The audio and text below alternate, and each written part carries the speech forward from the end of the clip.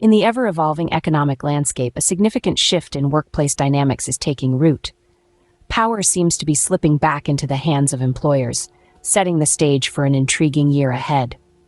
The intriguing practice of quiet cutting and quiet firing of employees is on the rise as companies adopt subtler strategies to encourage staff to leave voluntarily, rather than resorting to overt layoffs.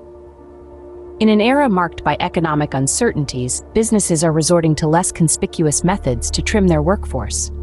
High-profile companies like Google, Meta, and Salesforce have faced public backlash for large-scale layoffs, prompting a shift towards a more discreet approach.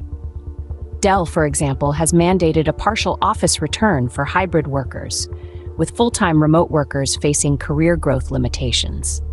Similarly, Meta has tightened its performance review process after a notable layoff, marking a higher proportion of employees as underperformers. Amazon has also set policies that could block promotions for employees who don't adhere to its office attendance requirements. This subtle approach, known as quiet firing, is a way for companies to make an employee's role increasingly unattractive, nudging them towards resignation rather than outright dismissal.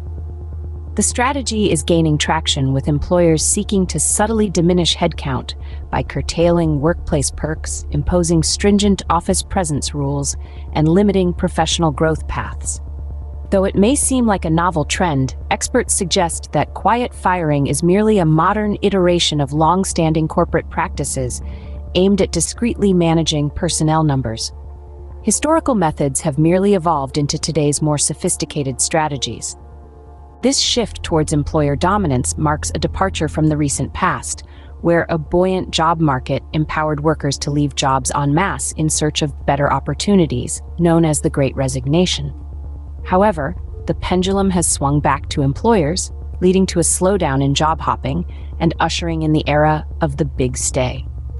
Public layoffs, while effective in reducing workforce numbers, carry the risk of attracting negative attention, potentially harming a company's reputation and employee morale. They risk public backlash, legal complications, and the loss of customer and investor confidence.